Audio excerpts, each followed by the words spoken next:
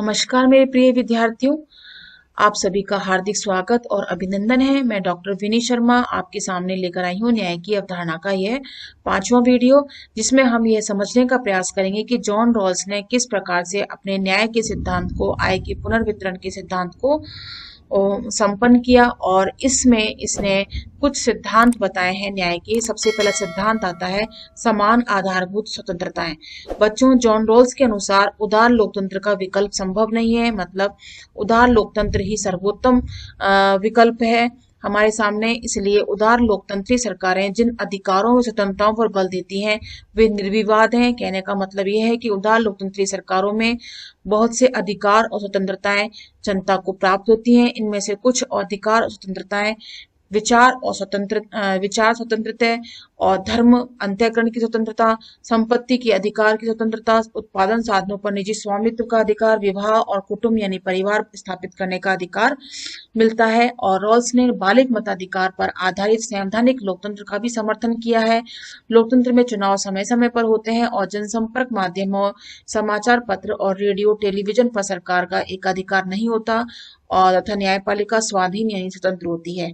तो इस आधार पर न्याय के प्रथम सिद्धांत को उसने परिपूरित किया और समान आधारभूत स्वतंत्रताओं का उल्लेख किया।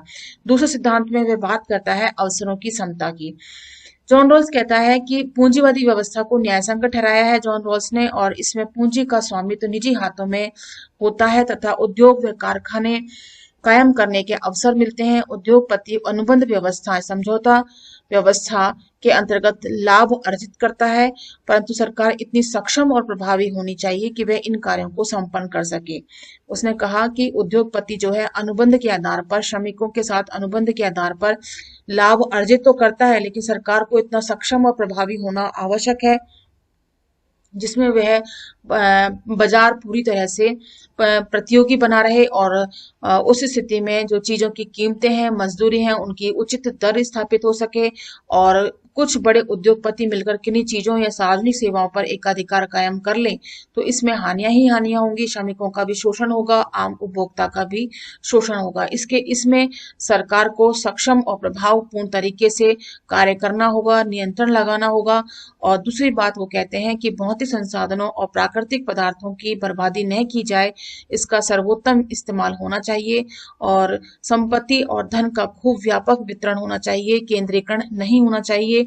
और न्याय की मांग यह है कि सभी लोगों की बुनियादी आवश्यकताओं की पूर्ति हो और सभी को ऊंचा उठने के बराबर अवसर उपलब्ध हो, जैसे कि शिक्षा की व्यवस्था, जिसमें शिक्षा की व्यवस्था को उसने आवश्यक माना है। तो इस प्रकार से न्याय के दूसरे सिद्धांत में उसने जो अवसरों की समानता जो बताई है उसमें सभी तरह के व्यक्ति, जिसमें कि पूंजीपति भी शामिल है, श्रमिक भी शामिल है, सभी को अवसर की समानता स्थापित होनी चाहिए। तीसरा सिद्धांत आता है आय का पुनर्वितरण। बच्चों, यह आय का पुनर्वितरण का सिद्धांत जॉन रॉल्स ने अनुबंधवाद का सहारा लिया इसमें, और उसने सामाजिक समझौते के सिद्धांत को उस रेखा से थोड़ा ऊंचा उठा दिया जहां की लॉक या अन्य लेखकों ने उसे छोड़ा था। लॉक ने संपत्ति के अधिकार को प्राकृतिक अधिकारों की श्रेणी में रखा था। इस अधिकार पर जरा सा भी अंकुश या नियंत्रण लॉक को मंजूर नहीं था, परंतु रॉल्स प्राकृतिक अधिकारों के सिद्धांत में विश्वास नहीं करते। उसने स्पष्ट रूप से कहा कि लोग अपने श्रम या अपनी विशेष निपुणता के लिए जिस संपत्ति का उपार्जन करते हैं उस पर अकेले उन्हीं का हक नहीं होता। रॉल्स कहते हैं कि कौशल या निपुणता हासिल करने के लिए श्रेष्ठ चारित्रिक गुणों की भी आवश्यकता होती है, पर ये गुण पारिवारिक परिस्थितियों पर निर्भर करते हैं, जिसका श्रेय व्यक्ति स्वयं कैसे ले सकता है। व्यक्ति ने जो कुछ उपार्जित किया है, शिक्षा, हुनर, कौशल, कारीगरी, उसके पीछे न केवल उसके परिवार बल्कि पूरे समाज का हाथ होता है। इसलिए समाज की व्यापक भलाई की दृष्टि से यह आवश्यक है कि आय और संसाधन इस प्रकार बंटे जिससे सामूहिक हितों की सिद्धि हो सके। उद्योगपतियों की आय का एक बड़ा हिस्सा करों के रूप में सरकार के पास जाना चाहिए। इस आय से सरकार देश की सुरक्षा, यातायात, संचार आदि का प्रबंध करे और साथ ही साथ गरीब जनता को शिक्षा, स्वास्थ्य, आवास और बेकारी भत्ता आदि भी उपलब्ध कराए, जो कि व्यक्तिगत साधनों द्वारा संभव नहीं होती है। इस प्रकार आय का पुनर्वितरण हो, अर्थव्यवस्था में इसे हस्तांतरणीय अदायगी ट्रांसफर पेमेंट भी कहते हैं, अर्थात इस प्रकार के व्यय के द्वारा सरकार करदाताओं की आय का हस्तांतरण समाज के कमजोर वर्गों को कर देती है।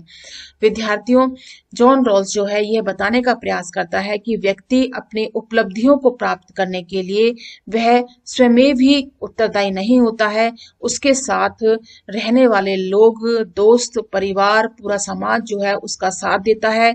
इस प्रकार से जब वह समाज की व्यापक भलाई की दृष्टि से यह आवश्यक हो जाता है, वो ये कहता है कि आय और संसाधनों का बंटवारा भी सामूहिक रूप से होना चाहिए, क्योंकि उस व्यक्ति के विकास के लिए उसने व्यक्ति विशेष ने जो अपने चारित्रिक गुणों से उस स्थिति को प्राप्त किया है, वह चारित्रिक गुण उस व्यक्ति विशेष के स्वयं नहीं है, वह चारित्रिक गुण जो है वो उसके परिवार, उसके पूरे समाज के द्वारा स्थापित हुए हैं। इसलिए आय का और संसाधनों का जो बंटवारा है वो सामूहिक रूप से होना चाहिए और उस प्रकार से बंटवारा होना चाहिए जिस प्रकार से देश उस आय से, जो उसके पास अतिरिक्त आय होती है, उससे टैक्स के माध्यम से, कर के माध्यम से वह सरकार देश की सुरक्षा में यातायात और संचार के साधनों का प्रबंध करे, गरीब जनता को शिक्षा, स्वास्थ्य, आवास, बेकारी भत्ता, ये सभी चीजें उसे उपलब्ध कराए। इसी को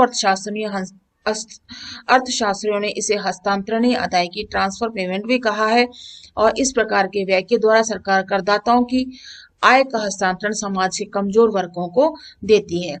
चेतावनी क्या दी बताई गई है? आय के हस्तांतरण के बारे में जॉन रॉल्स ने एक महत्वपूर्ण चेतावनी भी दी है। वह यह है कि कर भार की भी एक सीमा होती है, अर्थात एक लिमिटेशंस होती है। उद्योगपति से एक सुनिश्चित अनुपात में ही कर वसूल करना चाहिए। यदि कर की दर बहुत ऊंची होगी तो उत्पादिता में कमी आ सकती है। बहुत से उद्योगपति एक सीमा के बाद उद्योगों का विस्तार छोड़ देंगे, क्योंकि वे जानते हैं कि उसके ऊपर जो भी आय होगी उसका अधिकांश भाग जो है कर के रूप में राज्य को देना पड़ेगा। इससे उद्योगों के विस्तार पर प्रतिकूल असर पड़ सकता है। सरल शब्दों में यदि हम बताएं तो इस बात का इस ढंग से समझा जा सकता है कि लालच के वशीभूत होकर यदि सोने का अंडा देने वाली मुर्गी को ही मार दिया जाएगा तो इससे लाभ किसको होगा? किसी को भी लाभ नहीं होगा। कर की मात्रा इतनी ही होनी चाहिए कि करदाता को उससे ज्यादा कठिनाई न उठानी पड़े जितनी कि वह झेल सकता है। उतनी ही उसे कठिनाई देनी चाहिए जितनी कि वह झेल सकता है, उसे सहन कर सकता है। अर्थात कर या टैक्स लगाने की भी सीमा यानी लिमिटेशंस होनी चाहिए। आय का अधिक से अधिक हस्तांतरण समाज के सबसे ज्यादा दीनहीन वर्ग को दिया जाए। जॉन रॉल्स कहता है कि सरकार का द्वारा आय का हस्तांतरण इस प्रकार किया जाए जिससे कि दीनहीन वर्ग सबसे ज्यादा लाभान्वित हो सके। समाज में कई तरह के असमानताएं होती हैं, अमीर और गरीब के बीच में विषमताएं हैं, स्वयं गरीबों के बीच में भी काफी असमानताएं हैं। इसलिए गरीबों में भी जो सबसे ज्यादा गरीब है उन्हें हस्तांतरण अदायगी ज्यादा की जानी चाहिए। नौकरी से अवकाश प्राप्त गरीब लोगों, विधवाओं, अनाथ बच्चों, अपंग व्यक्तियों और बेरोजगारों के कल्याण व विकास के बारे में पहले विचार किया जाए। भारत में पिछड़े वर्गों के लिए राज्य सेवाओं में आरक्षण की व्यवस्था की गई है। उच्चतम न्यायालय ने इसे वैध ठहराया, पर साथ ही यह भी कहा कि पिछड़ों में भी जो तबके अगड़े हैं, मतलब आगे हैं पिछड़े वर्गों में भी, उन्हें पिछड़ों की सूची से निकाल देना चाहिए और जिससे कि जो पिछड़ों में भी जो पिछड़े हैं उनका कल्याण हो सके। उच्चतम न्यायालय का यह फैसला रॉल्स के न्याय से संबंधी सिद्धांत की पुष्टि भी करता है। समाज में और भी ऐसे वर्ग हैं विद्यार्थियों जिन्हें सरकार आर्थिक सहायता दे सकती है, जैसे कि विपत्ति में घिरी महिलाएं, उन पर आश्रित बच्चे, विकलांग, कूड़ा कचरा बीनकर अपना जीविका चलाने वाले लोग, ऐसे वृद्ध व्यक्ति जिनकी देखभाल करने वाला कोई नहीं है। अर्थात जो लोग ऊंची प्रतिभा रखते हैं उन्हें योग्यता अनुसार ज्यादा पुरस्कार मिले, और यह अच्छी बात है, पर उससे भी ज्यादा आवश्यक बात यह है विद्यार्थियों कि कम योग्यता, कम क्षमता रखने वालों की भी क्षतिपूर्ति की जाए। जॉन रॉल्स के शब्दों में न्याय वास्तव में पुरस्कार का सिद्धांत नहीं होकर क्षतिपूर्ति का सिद्धांत है। ये याद रखने योग्य बात है विद्यार्थियों। न्याय वास्तव में क्या है? पुरस्कार का सिद्धांत नहीं बल्कि क्षतिपूर्ति का सिद्धांत कहलाता है। रॉल्स के न्याय सिद्धांत का मूल्यांकन करते हैं। मूल्यांकन में पक्ष और विपक्ष में दोनों ही बातें आती हैं। रॉल्स के न्याय सिद्धांत की समाजवादियों और मार्क्सवादियों ने अपने अपने ढंग से आलोचना की है, और इस सिद्धांत की आलोचना उन उदारवादियों ने भी की है जो आज भी अहस्तक्षेप नीति लेज़र फेयर्स के सिद्धांत का समर्थन करते हैं। मार्क्सवादियों ने, जिनमें मिल्टन फिस्क और रिचर्ड मिलर के नाम उल्लेखनीय हैं, जॉन रॉल्स के सिद्धांत की ये कमियां बताई गई हैं कि रॉल्स पूंजीपतियों के विशेषाधिकारों का संरक्षक है। उसने राज्य के वर्गीय स्वरूप को नकारने की कोशिश की है और अर्थात वह इस बात को मानने से इनकार करता है कि राज्य सिर्फ पूंजीपतियों के हितों की ही रक्षा करता है, आम जनता के हितों से उसका कोई सरोकार नहीं है। वह बहुत आसानी से इस बात को स्वीकार कर लेता है कि पूंजीपति स्वार्थ भावना से ऊपर उठ सकते हैं। कहने का मतलब यह है कि जॉन रॉल्स के सिद्धांत में कमी निकालते हुए मिल्टन फिस्क और रिचर्ड मिलर कहते हैं कि रॉल्स जो है हमेशा पूंजीपतियों के पास हैं जो विशेषाधिकार उनका ही संरक्षण करता है, और दूसरा ये बताता है कि समाज में जो वर्गीय स्वरूप है उसको नकारने का कोशिश करता है और कहता है कि पूंजीपति के पास जो अतिरिक्त धन है वो आम जनता या उन दीनहीन गरीब वंचित वर्गों के लिए है, उनके कल्याण के लिए है, जबकि यह सरासर जो है गलत ठहराते हैं और कहते हैं कि पूंजीपति निरंतर स्वार्थ भावना में ही लिप्त होते हैं। उस रॉल्स के द्वारा बताया गया पूंजीपति स्वार्थ भावना से ऊपर उठ सकता है, ऐसा संभव है ही नहीं। रॉल्स के सिद्धांत पर चलकर पूंजीवाद की समाप्ति संभव है ही नहीं। वास्तव में मार्क्सवादियों का लक्ष्य समाज का काया पलट करना है, न कि लोगों की तकलीफ को कम करना है। रॉल्स के न्याय सिद्धांत के बारे में मार्क्सवादी कहते हैं कि पूंजीवाद रॉल्स के माध्यम से खत्म नहीं हो सकता है। मार्क्सवादी तो सिर्फ ये चाहते हैं कि समाज पूरी तरह से परिवर्तित हो जाए। लोगों की तकलीफ कम करने से ही समाज परिवर्तित नहीं होगा। समाज को परिवर्तित करने के लिए वर्गों के भेद को मिटाना होगा। चौथी बात जो आलोचना में कही गई है वो यह है कि समाज का वर्तमान वर्गीय ढांचा संघर्ष के बिना बदल ही नहीं सकता है, ऐसा मार्क्सवादी कहते हैं। मिल्टन फिस्क के शब्दों में, संघर्ष के सिद्धांत ने हमारी आंखें खोल दी हैं। अब हमारी दृष्टि भ्रम समाप्त हो गया है। पूंजीवाद को जन्म देने वाला अनुबंध सिद्धांत और मार्क्स द्वारा प्रतिपादित संघर्ष सिद्धांत पूर्णतः एक दूसरे के विपरीत है। उदारवादी में बर्नार्ड क्रीक और मैकफरसन आते हैं। वो कहते हैं कि रॉल्स के सिद्धांत को पूर्णतया बुद्धि संगत और वैज्ञानिक नहीं माना जा सकता। उन्होंने सामाजिक समझौते के सिद्धांत को मात्र एक परिकल्पना बताया है और अज्ञान के पर्दे वाला सिद्धांत भी तर्कसंगत नहीं लगता। मैकफरसन कहते हैं कि रॉल्स की इस बात के लिए तारीफ की जानी चाहिए कि उसने उदारवाद में संशोधन की आवश्यकता तो महसूस की, पर पूंजीवादी समाज में ऐसा मान्यताएं जरूर रहेंगी। और कई उदारवादी समीक्षकों की एक शिकायत यह भी रही है कि रॉल्स ने सिर्फ आय के पुनर्वितरण की बात की है। उसने राजनीतिक शक्ति के विभिन्न स्रोतों, राजसत्ता के संगठन वितरण की कोई चर्चा नहीं की है। इसलिए ये कहना पड़ेगा कि रॉल्स ने विधिवत राज्य के किसी सिद्धांत का प्रतिपादन नहीं किया है। तो उदारवादी और मार्क्सवादी अपने अपने स्तर पर जॉन रॉल्स के सिद्धांत की आलोचना करते हैं और उसको उचित नहीं ठहराते हैं।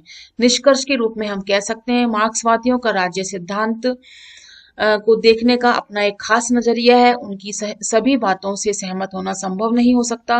रॉल्स का मूल्यांकन करते समय हम 3 बातों पर ध्यान देंगे।